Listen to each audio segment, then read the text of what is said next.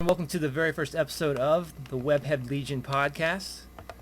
I am your host, Jesse Brown, as well as Tom Metz and Adam Zanobi, and today is December 13th, 2012. I want to start off by thanking you guys for joining us and how excited I am to kick off the new show. Let's begin by telling the listeners a little about ourselves and how we first got into Spider-Man. Adam, why don't you go first? All right, sure. My name is Adam Zanobi, as Jesse mentioned. I'm 22. I'm studying political science at Concordia University in Montreal, Quebec. I first got into Spider-Man at the ripe old age of 4. My dad was really enthusiastic about the character, and he showed me the 90s show, which was on TV at the time. Nice. And yeah, I know, I love that show. Anyway, we used to watch it every Saturday morning, and that started my love of the character, which I've had since then.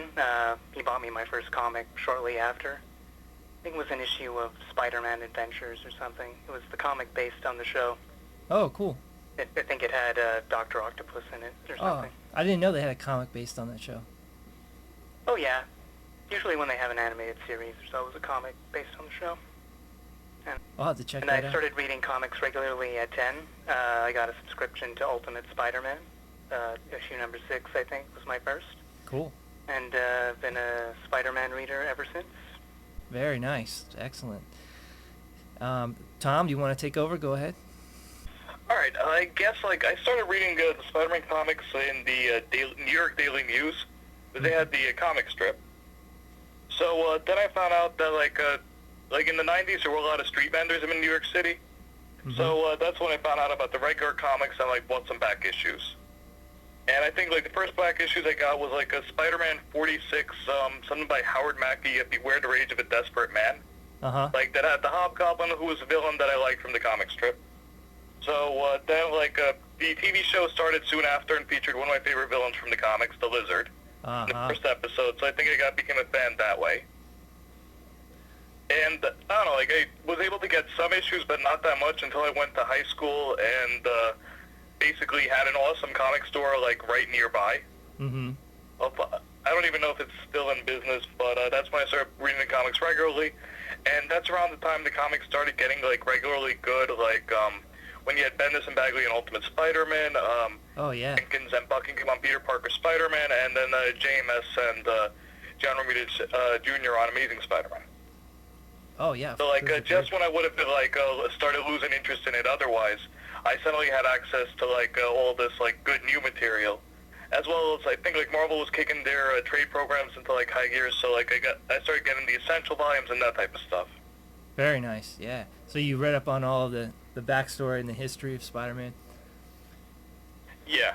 I think I also picked good stuff up back issues up in conventions and stores before that, but that was the first time I started buying books on a monthly basis. Before that it had been a lot more sporadic. Very cool. And the one weird thing that I'm really grateful for is that the first comics I read kind of sucked. It was right before the Clone Saga, and then the Clone Saga, and then the period in between the Clone Saga and the Mackey relaunch that wasn't good and wasn't really bad. Uh-huh. So if I had started I know that the Roger Stern's Amazing Spider-Man happened at the same time the Elite Ditko run was collected in Marvel Tales. Mm-hmm. I think if you've heard this statement that the golden age is 12, that basically the stuff that nothing that you enjoy can compare to the stuff you enjoy you first came across when you were 12. If you really had good stuff, then it's nothing later can compare to it. Yeah. Mediocre stuff, then you can accept the merits of later material pretty well. Yeah, I've heard that theory that anything that you enjoy when you're 12 years old will never be as great. Nothing ever that comes along will be able to touch it. But for me, that was 90s Spider-Man. I got into Spider-Man through pretty much the first animated show. I mean, not the first animated show, the one in the 90s. Nice. And I was such a huge fan of that show. Previously, I had always been into comic books, but never really followed them routinely. So the Spider-Man show really got me curious about the history of the character, and I wanted to know if the storylines actually matched up with the cartoons. So I started reading up on Spider-Man on the internet and looking for here and there issues to try and catch the major arcs.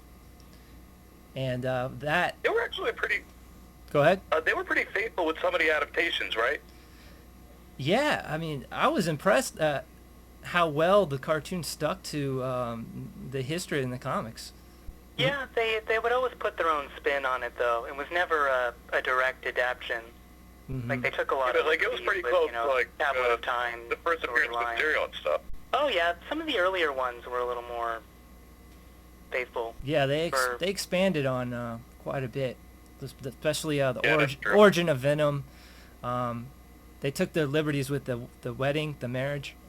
They had their own version of the Clone Saga, but yeah, it followed pretty close in some regards.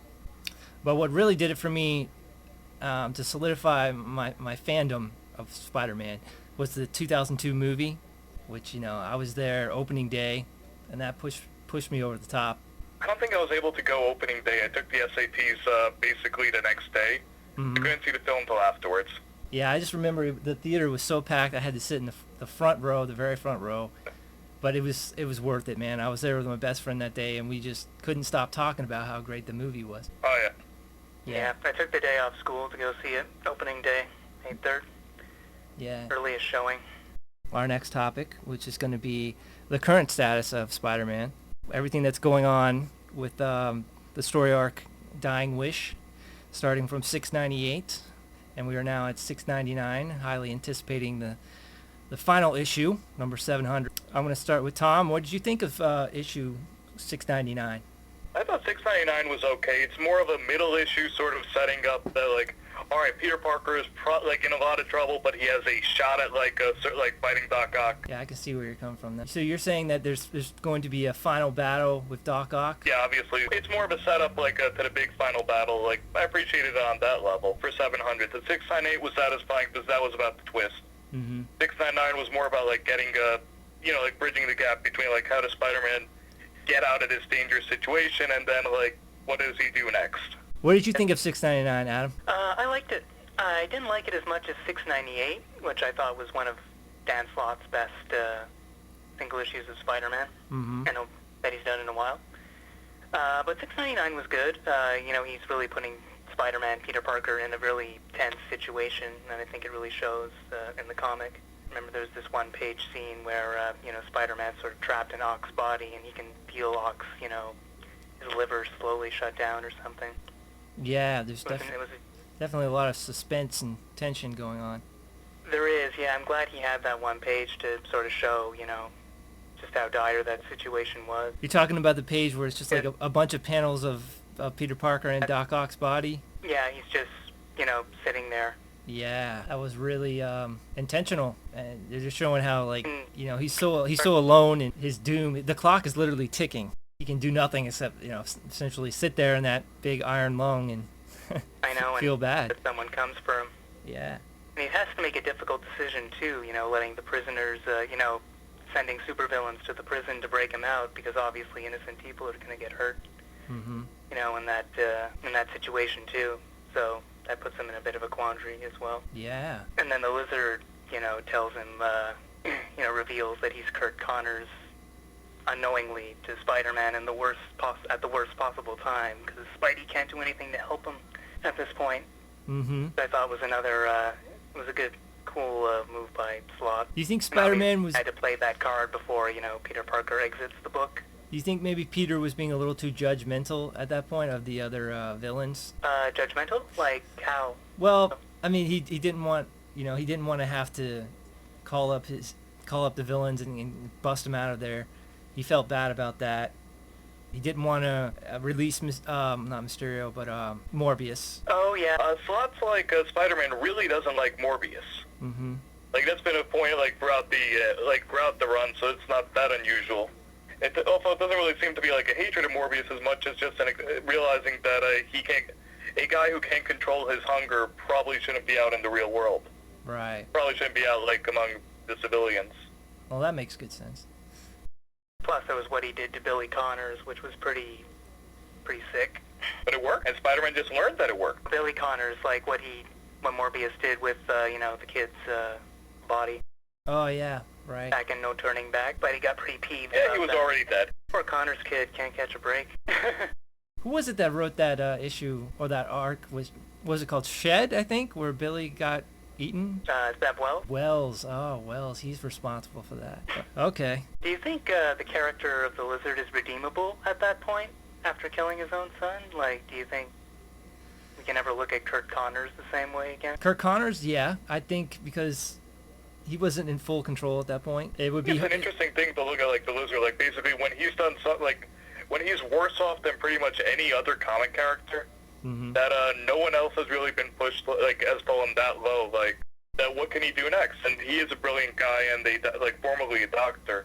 So he would have the ability to possibly make up for what he had done. Just on pure, like, karma level, but I think there's definitely potential, like, with the Lizard going forward. Yeah, I agree. I think he's redeemable. I mean, it takes really good writing to turn a character around like that. Yeah, I'm very hopeful for Kurt Connors. Morbius, on the other hand, I don't know. Adam, are you a fan of Morbius? Me? Yeah. I've never been a huge fan, even when he was so prominently featured on the 90s show. He never really clicked with me. Yeah, he did get a lot of time on the 90s 90s show. recently, which was, which gave us a more detailed account of his origin story. So I'm starting to like him a bit more. We'll see what happens with the new series, but I've never been a huge Morbius fan, no. He's somewhere in the top 50 Spider-Man characters for me. Like, he's not a bad character, but not particularly good either. How about what Morbius said in 699 when he was referring to how he believed that he could possibly cure Doc Ock of his illness? Do you think that was a strong possibility, or is he just bluffing? I think he actually believes he could do it. Yeah? He seems like he believes that he could do it, but I don't know if he could actually. He seems to have a very high opinion of, like, what he's going to be able to manage. Like, I'm not going to, eat civilians. Okay, I can control myself. So he probably thinks he could do it. And that's the thing. Would he do it? Like, maybe he's just... Yeah, he could be bluffing, right? Yeah. Yeah, I think he sincerely believes he could do it, but I'm just, I'm just not sure he would. See, I think that Spider-Man should have released him at that point. Wouldn't have made a difference. I think it would have been a good asset. Still escaped. Yeah, no, I think Peter had legit concerns about letting Morbius loose, blood-sucking vampire. Bit of a gamble. Yeah, but you would think desperation would be sinking in. Spider-Man would have to break a few of his rules. He already has. He's a pretty stubborn character, yeah. He already has, yeah. And he tried to get Kurt to come with him, which I think was, Kurt was the best choice out of everyone there. A question I have after reading 698 and 699, we know that Peter Parker in Doc Ock's body has the ability to control the Golden Octobot. But why wouldn't Octavius in Peter's body have the ability to control the Octobot? I think it's something about, like, how Otto's, like, brainwaves are set up. But, the Golden Octobot, I think, was built to be programmed by Dr. Octopus's brain, like, as opposed to Peter Parker's. So it's probably something like that. Yeah, the actual physical brain? Yeah, I'd assume it's something like that. Yeah, that's what I would have said. It has to have something to do with Otto's actual physical body or some kind of mechanism to control it somewhere on his, in his brain stem. I think that Otto, like, immediately after getting the powers of Spider-Man, would get rid of, like, all the stuff that could be mind controlled by, like, his body, to avoid this situation. Exactly, that's what I would say. Yeah. You would think, especially when, like, he had Peter's memories and all that. He's got Doc's memories, now Peter's got Doc Ock's memories, yeah. Yeah. And Doc would have known that going in, that, hey, this guy's going to have my memories. He's going to try to reverse engineer what I did. Maybe he put some type of memory block on it. Except it didn't seem to work. But remember what he said about his magic trick, and that Peter will never know the secret. Yeah, so he could have assumed that he was closer to death than he was, or I think Slott set up in 699 that, Slott had Peter realize that Otto might have had, like, other tricks up his sleeve just in case this one thing didn't work. Because Otto might have wanted to get out of jail free card in case, I guess, the brain swap suddenly stopped working or something. Yeah, the brain swap could just be, like, part one of his plan. We'll see what he starts doing. Possibility. What's he going to do when he gets adjusted to Peter's body and really gets, used to everyone around him? Is he going to start... At that point, I think he assumes that Peter would be dead. Yeah, but is he going to start robbing banks? Who knows what he's going to do? Or maybe he expects Peter to escape, and that's, he's sort of manipulating him into a final confrontation. That could be possible. That would explain why he left the Golden Octobot thing, walking around. Yeah, we'll know when issue 700 comes out. Anyone here, like, looking forward to that more than, like, Christmas presents, since it's, like, immediately afterwards? I am very, very much anticipating 700. I was going to ask about 698. According to that, I was a little confused of when exactly the switch took place, because in the beginning of 698, you see the Golden Octobot leaving the raft, and it says Peter Parker. Now, we know that the Golden Octobot attaches itself to Peter, stabs him in the neck, and gets his brain waves or whatever. But did this switch take place at the beginning of 698, or did it take place like later on? It seemed to take place, like, between that first page and then like, Spider-Man's arrival in the comic. Did you buy into the fact that at the beginning of 698, up until the point where he goes into the raft to confront the other body, did you believe that that was actually Doc Ock in Peter's body? I kind of got spoiled before I read the story, so, like, I didn't get to experience the twist firsthand, so... Okay. Like, I can't really judge it on how well Slott was able to hide it. Mm-hmm. How about you, Adam? It was weird reading it the first time. Like, I didn't suspect anything was wrong, but at the same time, I felt like, a couple of times after I read some of the dialogue, it was like, oh, wow, Peter's acting really weird this issue. He must be really, like, high on life or something, Yeah.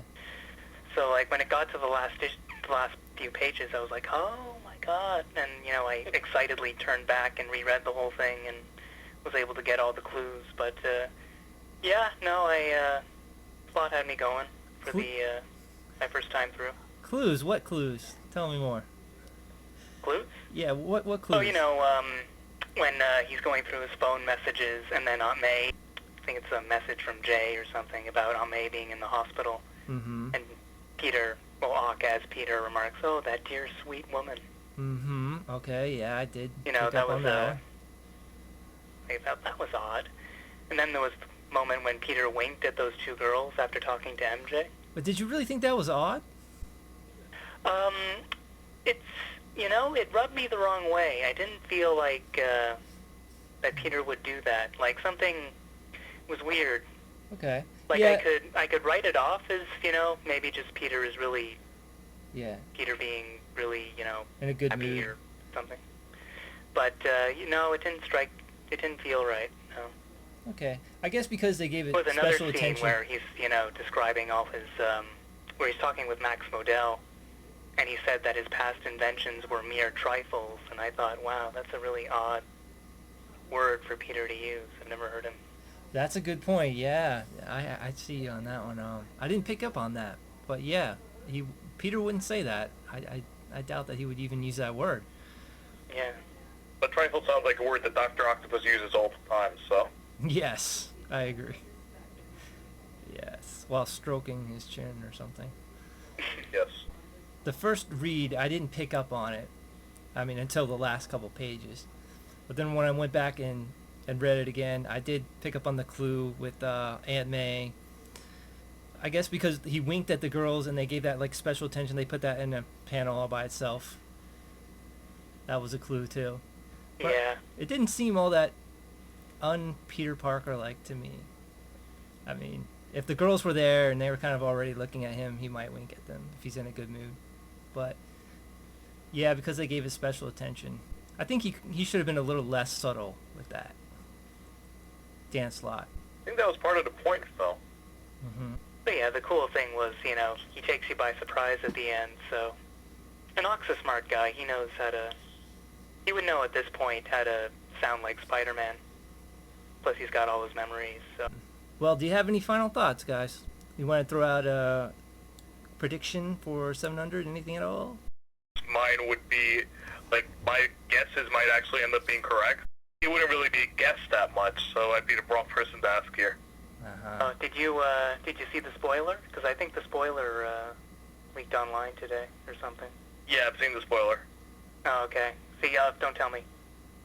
Yeah, I'm not saying Slott. anything. Must be Ah, I really yeah, feel he bad seems for the angry. guy. Yeah.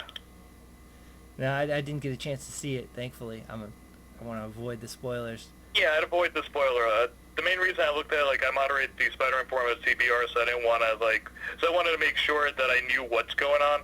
Uh-huh. But, that's the only reason I went to, like, find the spoiler for myself. Right. Like, I can now tell the difference if someone's joking or if someone's really, like, trying to spoil everything Yeah. for, like, other readers. Is it a big spoiler? Oh, yes. Oh, okay. Yeah, I think Yeah, the ending has pretty much been revealed. Yeah, be careful about, like, going on, like, I guess looking up Spider-Man stuff. Most of the major websites are gonna, like, are careful to avoid spoilers, but if you don't Twitter, like, look up Spider-Man on Twitter. I'm not on Twitter, so that shouldn't be a problem. Okay. I can't follow Dan Slott anymore. Yeah. Well, you can follow Dan Slott, but it just, like, you know, like how Twitter lets you search for, like, every, like, post that has this particular term? Like, just avoid looking up Spider-Man as a term. Okay. All right, guys, that's going to about wrap it up. Don't forget to tune in next time. We will be discussing issue 700 when that releases December 26th. And always remember, with great power comes great responsibility.